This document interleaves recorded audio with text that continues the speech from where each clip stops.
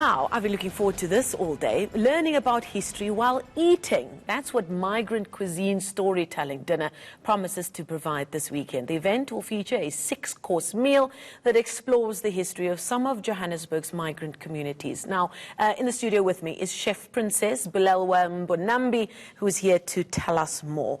Chef Princess, I like that. I'm sure you never get used to that, or do you? No, I don't, actually. My name's now a triple barrel. Indeed. Princess Bulelwa Mbonambi, that's what everyone... As long as you don't miss the first two. Tell us what led to holding an evening such as this. Basically, we started doing this because our first dinner that we had, which was the secret underground dinner, gained a lot of momentum, but all our followers needed something new. So we wanted something that showcases the city of Joburg and all the cultures that it actually has. And we came up with the Migrant Cuisine Dinner just to show a few of it, because Joburg is one of the first cities that you can eat from 50 or more countries in Africa without leaving. 50? Yes. Wow. So how did you decide which of the cuisines? Because I'm sure they're not 50 courses. No. It's not 50 courses. Basically, when making this menu, I basically traveled to the different quarters within Joburg, like the Ethiopian quarter, the Chinese quarter, and looked for the matriarchs of the families. Oh, I love that. Yes. Sat down with them, spoke about food, started tasting. When they got used to me, the first visits, they shooed me away. Because they thought I was bothering them. They couldn't understand. Coming to steal their secrets, yes. I suppose. This young person coming, trying to find out about traditional food, and they didn't understand that. And so I kept going back, and they spoke to me. They spoke to me about the origins of food, why it was made, and how to make it. And now I go back there to go do shopping or do other things, and they bring me secret ingredients that they brought back from home. Princess, you should try this. So you're in now. Yes, you're basically you're in now. Yes. And a weekend or an event like this weekend comes after a couple of weeks where our city's migrant communities have very much been in the headlines, and for the wrong reasons, unfortunately, again, where we get an idea of the pressures that they live under, the conditions they live under, and how they're not always being treated with basic human respect, even from law enforcement authorities. Do you think an event such as this could go a long way to get rid of those boundaries that people still put up amongst them, even though we share the same city? It actually does, because the Thunder Walker, there's a poem that we do, which is a story about a migrant woman who came to Joburg and made something out of nothing. And it's part of this dinner that we do, and the food and the stories that we tell is about all these ladies who come to Joburg from wherever they came and did something out of nothing and created something. And also the people that are coming to the dinner, they actually don't know what's actually happening. And when they come in, they experience the dinner, they hear the stories, they taste the food, and they engage with some of the people, because we invite most of the people to the dinner. They have a different perspective, the reality of what's happening, and the curtain basically drops that what we've been seeing in the news and reading in the newspaper is not the reality. It's totally different, because, for example, this tea set that I got, there's a migrant tea set. I bought that in the fashion district, which is the area that has been prominently... It's from the Ethiopian community in Maboneng. Yes, no, in GP Street, the fashion district, the area that is known to have so many counterfeit goods. I shop there, most like many of us do. But I'm not shopping for counterfeit goods, and the real moneymaker in there is things that they import straight from Ethiopia. This pot is a Tibbs pot I got from there. So as much as they're highlighting that they're selling counterfeit goods, it's actually more culture. When you go there, it is such an amazing experience, diverse culture, the foods, the smells, the clothes. That's not what it is, and they're trying to shut it down, whereas we should be highlighting that. Embracing it. Yes, as that would be a draw card for any tourism markets that come to Joburg. And that's just the thing. If you are lucky enough to travel the world, in the US, in Europe, especially you've got your little Italies, little China, and they've become tourist hotspots in London, all of these major cities. And in as much as it's not perfect, they've been able to incorporate it and turn it into a highlight, a must-see. Yes. Now, your personal background when it comes to food. You told me you're born and bred in Soweto, but your roots are in KZN. Where did this love of exploring other cultures through food come from? It came much later in my career because I started cooking with my mom, obviously, and then she bought me French cooking books. So I started cooking French cuisine when I was very young. Very cordon bleu.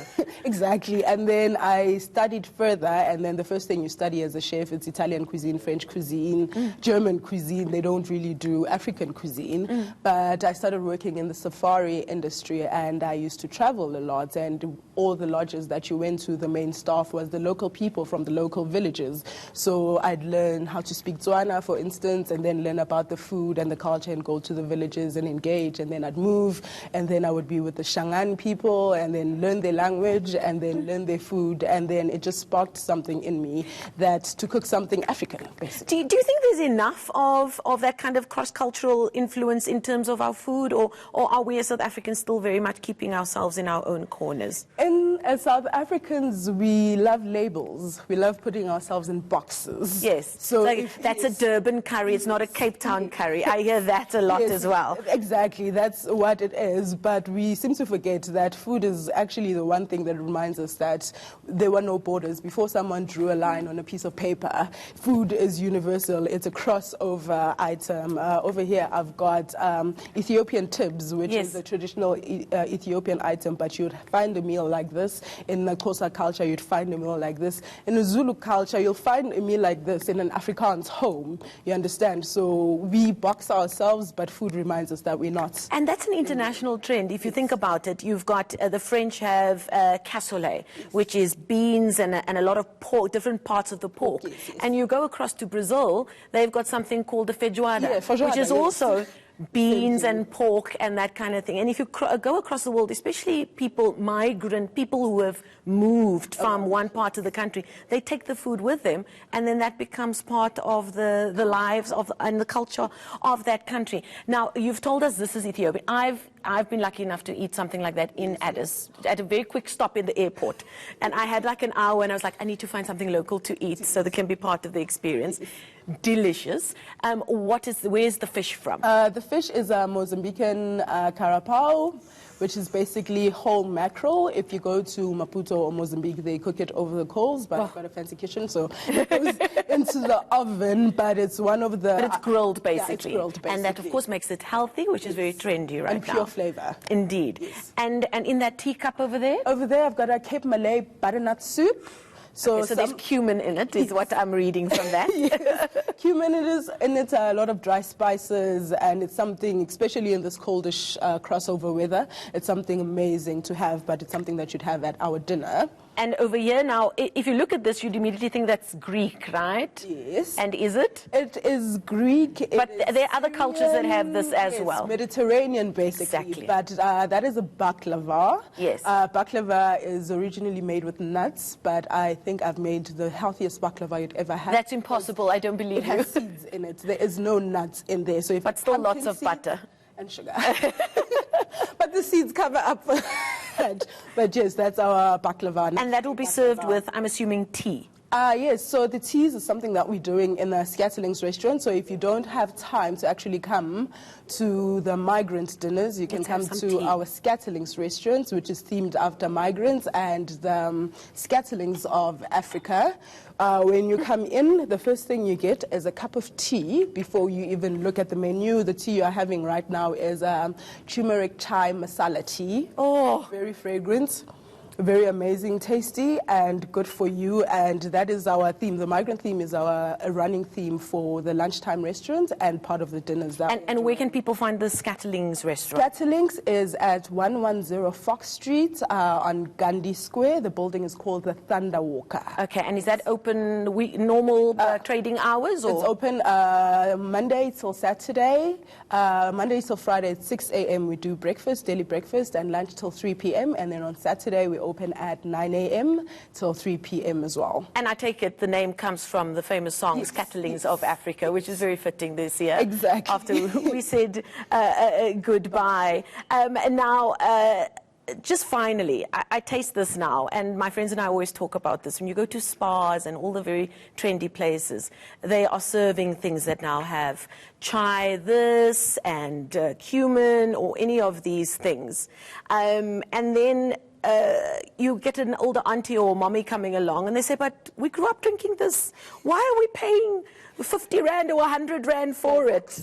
It's an interesting way of how these very traditional drinks and food have really come full circle, hasn't it? Yes, yes, and now they are becoming trends, but actually in my exercise of doing these menus and creating them, I realized that the things that we think are superfoods and new foods were actually the foods of origin when they started, and we just forgot them until we saw them in supermarkets, and we realized, oh, it's relevant again, let's do it. Indeed. So people can also find out more about Scatterlings and tomorrow's event on your social media platforms, I assume? Yes, on Facebook we have Scatterlings, Zwipi Underground, Joburg Places page. On Instagram we are Joburg Places, and then you can also visit our website, which is www.joburgplaces.com. And tomorrow's event, are there still places available? Yes, I do have about 10 places available, so go online website and book up quickly because the seats go very quickly. This is fantastic. I think we need more and more of this, not just in Johannesburg, but across the country. Yes. And thank you for bringing us tea on a Friday. Do we need to put our pinkies up? Is that tradition? That's a little Victorian way of doing it. Thank you so much. Thank you. Beautiful tea that's been brought along by Chef Princess Bulelwe Mbonambi, and I think I'm probably the first anchor who's been able to have tea on air. So thank you so much, and you can go on social media and find out more about their Scatterlings website as well, bringing the history and cuisines of some of Johannesburg's most prominent migrant communities right to the dinner table, and it's certainly, going by this conversation, sounds and seems delicious.